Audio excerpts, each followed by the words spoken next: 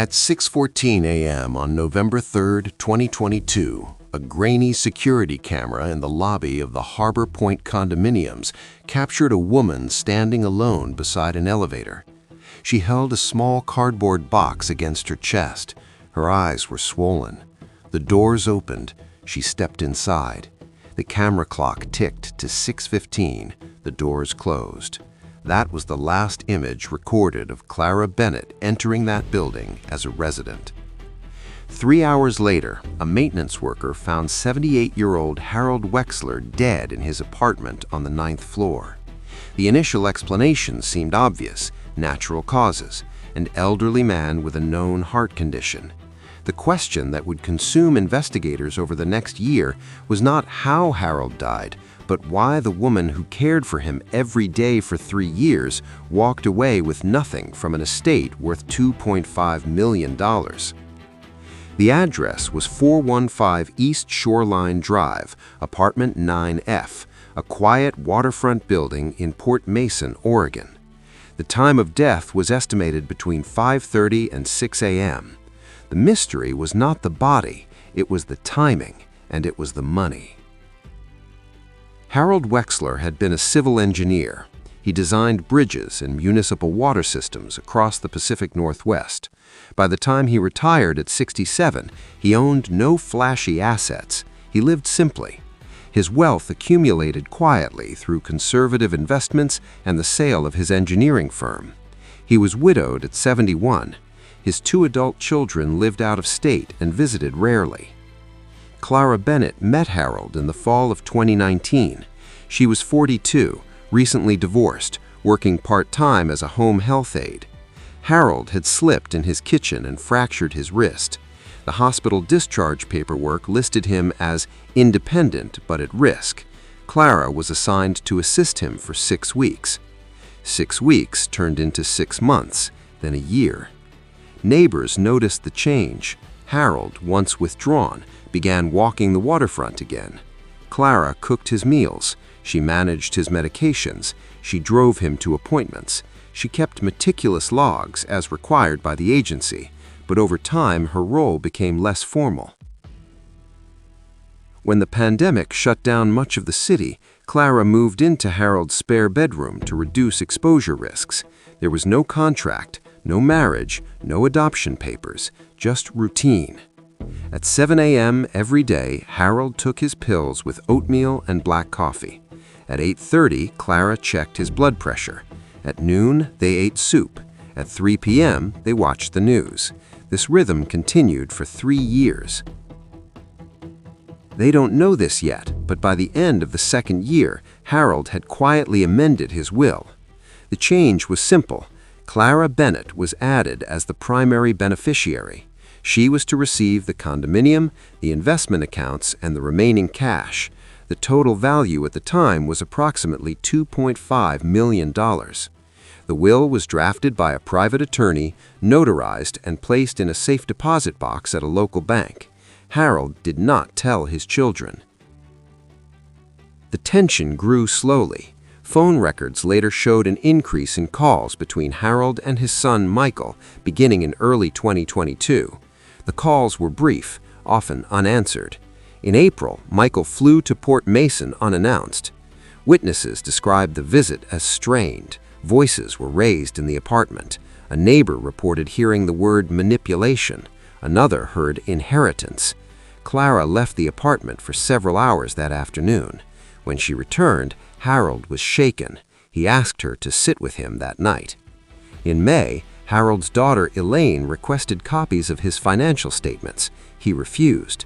In June, an attorney representing the Wexler children sent Harold a letter requesting a competency evaluation.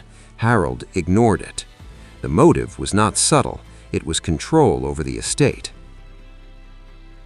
On October 28, 2022, 6 days before Harold's death, Michael Wexler arrived in Port Mason again. This time, he stayed at a hotel near the marina. CCTV footage from the Harbor Point garage shows his rental car entering at 10:12 p.m. He did not use the front desk. He accessed the elevator using a key fob still registered to his name. They don't know this yet, but that access had never been deactivated. Phone metadata shows that at 10:47 p.m., Michael called his sister. The call lasted 3 minutes. No audio was recorded. At 11:05 p.m., Elaine sent an email to their family attorney with the subject line, "Urgent." Between October 29th and November 2nd, a series of quiet actions took place. Harold's banking app registered multiple failed login attempts from an unfamiliar device. A locksmith invoice was later found in Michael's hotel room trash. It listed lock rekeying consultation. No service date was filled in. On the morning of November 3rd, at 5:12 a.m., the heart monitor recorded an irregular rhythm. At 5:18, it stabilized. At 5:26, it spiked again. At 5:34, the monitor went offline. At 5:40 a.m., the building's hallway camera shows Michael exiting the stairwell on the 9th floor. He pauses. He adjusts his jacket. He walks toward apartment 9F. At 5:52 a.m., the camera shows him leaving. No forced entry was found. No signs of struggle. Harold was discovered lying on his bed, hands folded as if placed there. The coroner listed the cause of death as cardiac arrest, with contributing factors including stress. Clara was not in the apartment when the body was found. She had left at 6:15 a.m. with a box of personal belongings. She later told police she had been asked to take a few days off after a family argument. She believed Harold was asleep. They don't know this yet, but that assumption would define the case. The investigation began quietly. There was no homicide designation, but a detective reviewing the CCTV noticed the early morning elevator activity. He noticed Michael's key fob access. He noticed the timing. Financial investigators were brought in when the will was contested. The Wexler children filed an emergency injunction freezing the estate. Their claim was undue influence. They alleged Clara had manipulated an elderly man into rewriting his will. They cited her presence in the home, her control over medications, her isolation of Harold from family. Clara denied it. Her logs were consistent, her bank records showed no unusual deposits, her text messages with Harold were mundane, grocery lists, appointment reminders, weather updates. Then the safe deposit box was opened. The amended will was missing.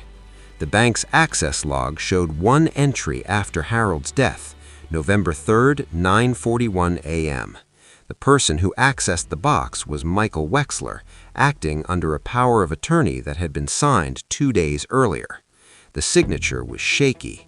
The ink pressure was uneven. A forensic document examiner concluded there were indicators of duress. Investigators reconstructed the final days minute by minute.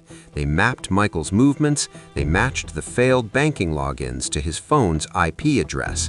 They found the locksmith consultation. They found an audio voicemail saved on Harold's landline. It was time-stamped October 31, 22 p.m. Harold's voice was weak but clear. He said, "If anything happens to me, I want it known that Clara did nothing wrong. This is my decision." He doesn't know this yet, but the voicemail would be the turning point. The district attorney reopened the death as suspicious. An exhumation was ordered. Toxicology revealed elevated levels of beta blockers, inconsistent with Harold's prescription dosage. The medication was one Michael had filled the week prior under his father's name. The charge was not murder, it was manslaughter. Michael Wexler was arrested on February 14, 2023. Elaine was charged with conspiracy and forgery. The trial lasted 6 weeks. The defense argued stress and coincidence. The prosecution focused on sequence, access, motive. Short sentences were used during closing arguments. Money, control, timing. The jury deliberated for 9 hours. Michael was convicted. He received a sentence of 12 years. Elaine received 5. The estate was released. The court ruled the amended will valid. Clara Bennett received the inheritance she had never asked for. She moved out of Harbor Point within a month. The building's lobby camera still records every elevator ride. This case serves as a warning. Caregiving creates proximity. Proximity creates trust. And when money enters that space, the danger is not always where it seems. Sometimes the threat arrives with a familiar name, a valid key, and a belief that entitlement outweighs intent.